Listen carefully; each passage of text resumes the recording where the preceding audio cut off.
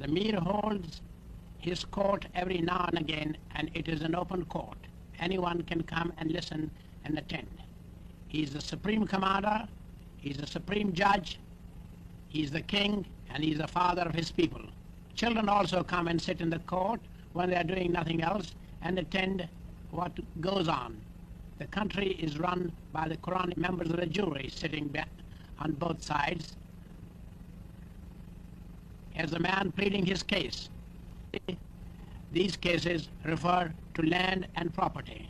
There is hardly any crime in this part of the world. There are no lawyers either.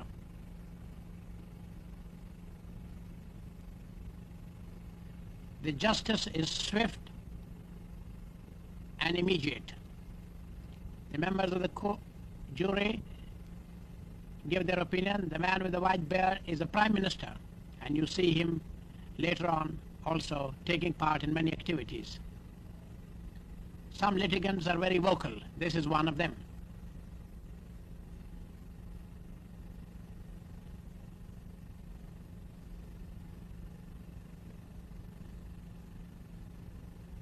A very happy state, and the Mir knows what goes on in his domain.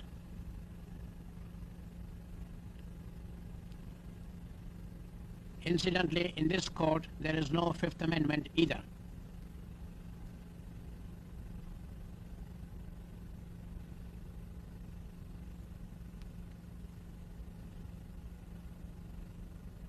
The elders form the members of the jury. Sometime a written document is also produced as evidence, which is read out.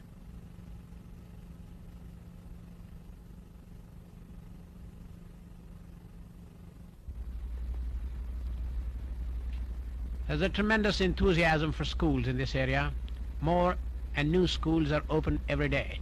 There are no buildings for it in many cases, and the school is held in an open space.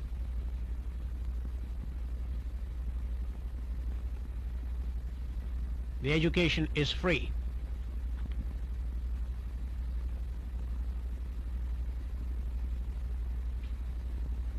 There's one teacher for all, so he just divides them into different grades and different groups.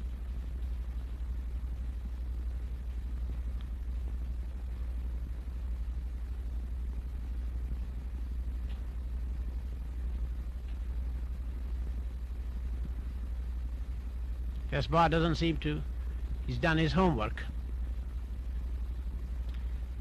The boy with the coat is the son of the Mir, and a very fine horseman too. A fine lad who took great interest in the expedition. Polo originated in this part of the world, and here's a polo team going to the polo field. They play polo in its ancient form, and thousands of villagers come for the harvest festival in great processions with bands and flags and polo sticks and horses and shouting and yelling and music going on all the time. Every village has a polo team, and the band, of course, is always in attendance at all these functions. And as usual, children standing behind watching the fun. They wear fancy clothes too for the occasion. The Mir is the host for everyone. He feeds them for these two days, and the food is centrally cooked. A yak is slaughtered every day, and everybody is Mir's guest for these days.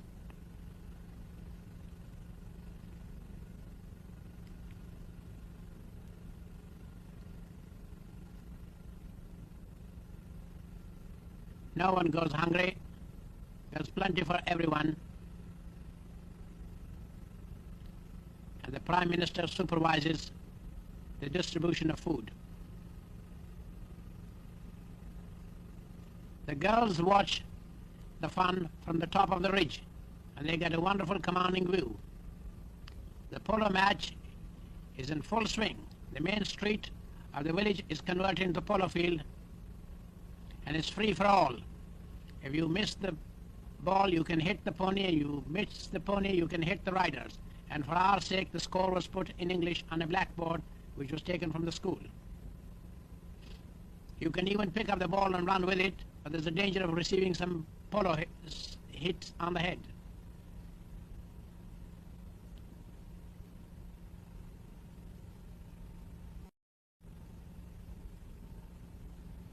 Archery from a galloping horse is another popular sport in this part of the world. There's a white marker to be shot at. There's Amir coming himself. He's almost got it.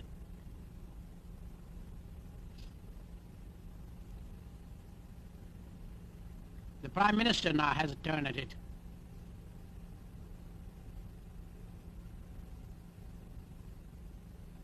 They say it's good for the drums to be warmed up. Produces apparently better music. Tent pegging is another event. Here's the Mir coming now with a lance in his hand and a small peg which is buried in ground, and it is to be picked up from a galloping horse. And he's got his peg. This man got his one too.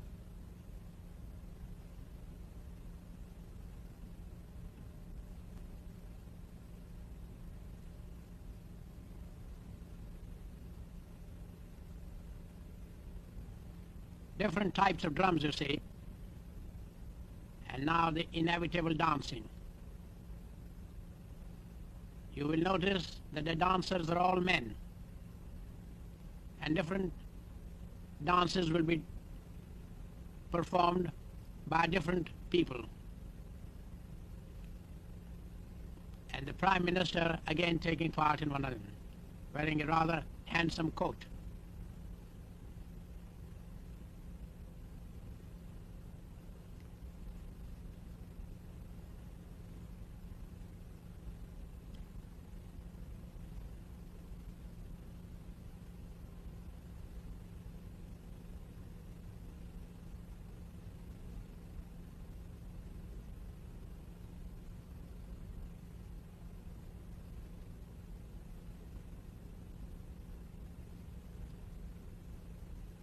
Some are slow and some are fast and some are solo and some are many join. Sword dance is the next event. It's very popular, and these are real swords and pretty sharp.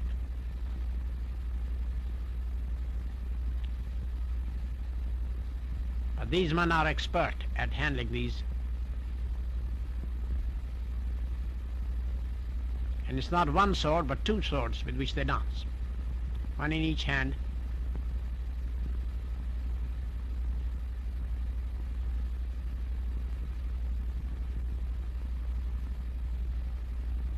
The children love these shows. The schools are closed.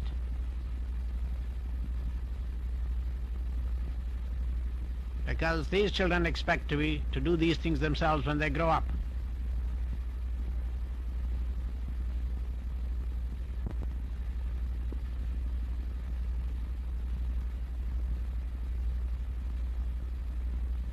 Here's our friend, the Prime Minister again. He's pretty old, but he doesn't know how old he is. But he's in fine state of health.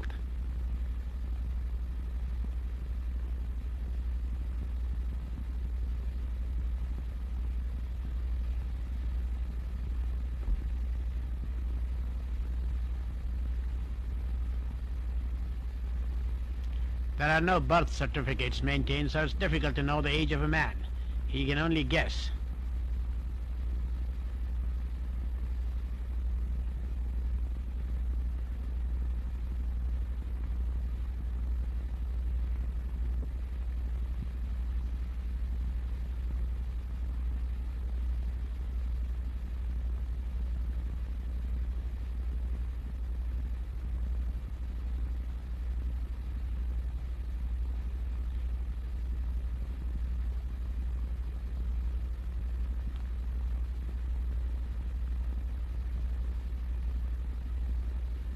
It's a pretty rugged country, but you see terraced fields all over the place. And the Hunza River cutting through on the way to join the Gilgit River near Gilgit. This is the most common type of bridge, made of rope, and the rope is made from branches of trees intertwined. It consists of 3 parts, one on which you walk and one on either side for the hands to hold, and it can take hardly 2 men at a time. We asked them how often they renew the bridge, and the answer was when it breaks.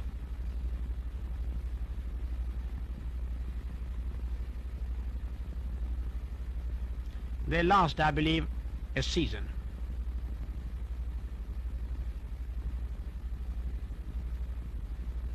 It's not very easy to walk across this type of bridge.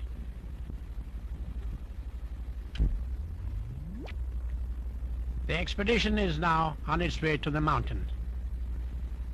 And this is the first stage of it, having crossed the bridge on the way to Joglode, which was the first village. We had about 60 coolies,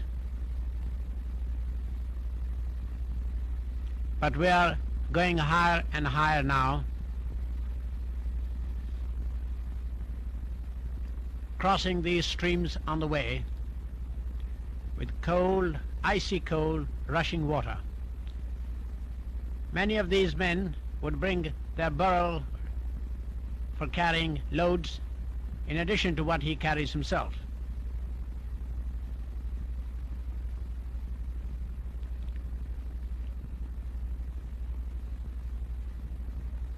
We were going higher and higher now.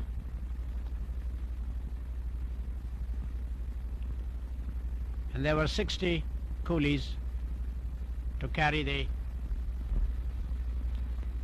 load of the expedition.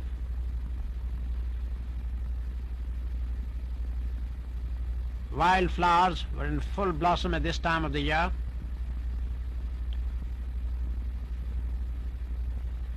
And we are now almost reaching the end of the tree line.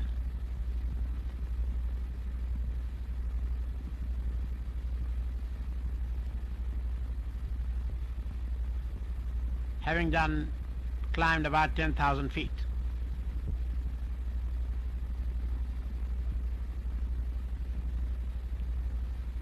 The track is like a goat track, very narrow, steep, and going uphill all the time.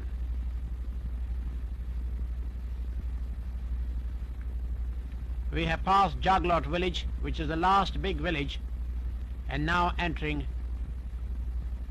Darbar, where we camp for the night. And this is before getting to the base camp. There are no more villages now, and this is the first base camp which the expedition established, about 12,000 feet high. In the distance is the glacier, rising towards Rakaposhi.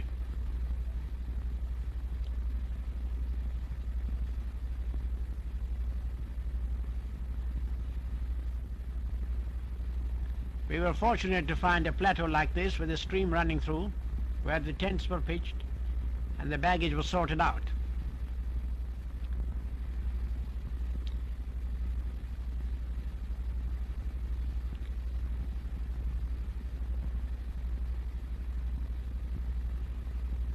The coolies were sent back home, and the porters who were to stay with us started the work on their own. We were fortunate in finding a Hunza who said he was a cook. It took him some time to know what cooking was, but I must say that he was extremely intelligent. In no time he became pretty efficient in cooking most of the things that were needed. Making a chapati, which is like a pancake,